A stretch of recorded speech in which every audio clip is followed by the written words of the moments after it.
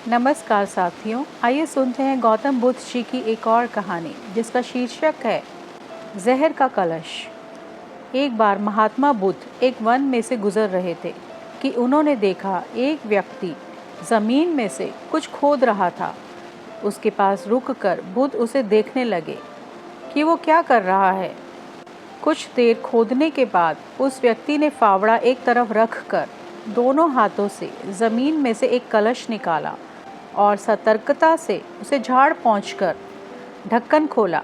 उसका चेहरा खुशी से जगमगा उठा। कलश में हीरे जवाहरात भरे हुए थे। झूमते हुए वो भगवान बुद्ध के चरण में गिर पड़ा। बुद्ध, आपके आगमन से मेरा सोया हुआ भाग्य जाग उठा। मुझे ये खजाना आपकी कृपा से ही मिला है, इसलिए कलश में से आप जो चाहे ले लीजिए।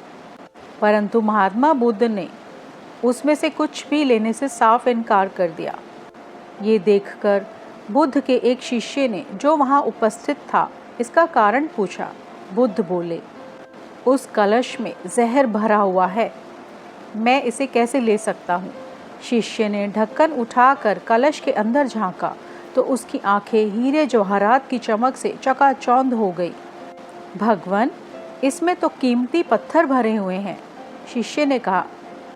महात्मा बुद्ध बोले, मैं जानता हूँ, तभी तो ये कह रहा हूँ कि इसमें जहर भरा हुआ है। भगवान बुद्ध ने निर्विकार भाव से कहा। शिष्य को कुछ समझ नहीं आया, परंतु वो व्यक्ति बुद्ध के वचन सुनकर उत्तेजित होकर बोला, ठीक है, ये जहर ही सही। ऐसा जहर मैं लेने के लिए तैयार हूँ। और वो कलश उठाकर वहाँ से चला गया। अब वो व्यक्ति हीरे जवाहरात पाकर बहुत धनी हो गया और सुखपूर्वक जीवन व्यतीत करने लगा। परंतु बात वहीं खत्म नहीं हुई। उस व्यक्ति के धनी हो जाने से उसके पड़ोसी को जलन होने लगी। उसने राजा को सूचित किया कि वो एक आदमी कहीं से खजाना चुरा कर लाया है।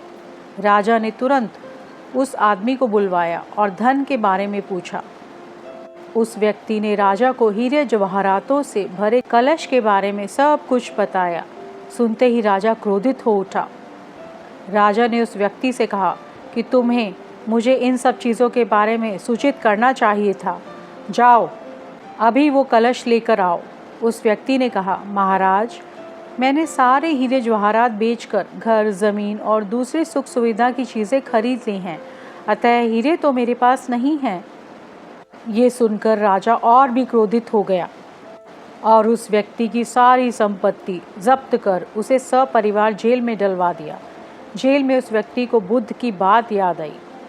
अब वो पछताने लगा। राजा साल भर में एक बार स्वयं जेल का निरीक्षण किया करता था और कैदियों की परेशानियां सुना करता था।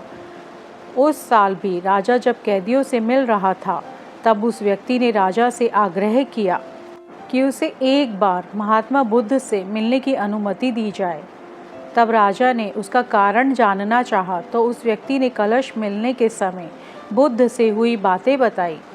महाराज, भगवान बुद्ध ने मुझे ये धन लेने से मना किया था और कहा था कि ये जहर है, लेकिन मैंने उनकी बातें नहीं मानी। नतीजा जेल की सज़ा भुगत रहा हूँ। ये धन तो जहर से भी भयंकर है। जहर होता तो सिर्फ मुझे ही सज़ा भुगतनी पड़ती, लेकिन यहाँ तो मेरा पूरा परिवार जेल में दुख सह रहा है। यद्यपि देर हो चुकी है, फिर भी मैं महात्मा बुद्ध से मिलकर अपने धृष्ट आचरण के लिए क्षमा मांगना चाहता हूँ।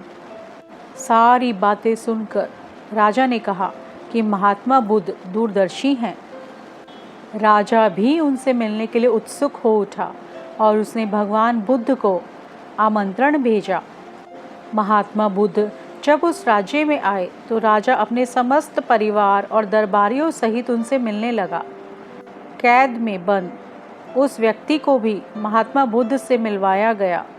बुद्ध ने उस व्यक्ति को देखते ही पहचान लिया और उसकी कुशल क्षेम पूछी। वो व्यक्ति महात्मा बुद्ध के चरणों में गिरकर अपने दुर्भाग्य की कहानी सुनाने लगा। महात्मा बुद्ध ने राजा से उस व्यक्ति और उसके परिवार को क्षमा कर देने का आग्रह किया। राजा ने महात्मा बुद्ध के अनुरोध को स्वीकार कर उस व्यक्ति को उसके परिवार सहित जेल से मुक्त कर दिया।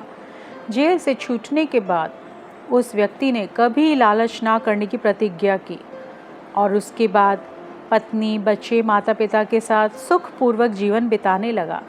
ये कहानी सुनने के लिए आपका दिल से धन्यवाद। आपका दिन शुभ हो।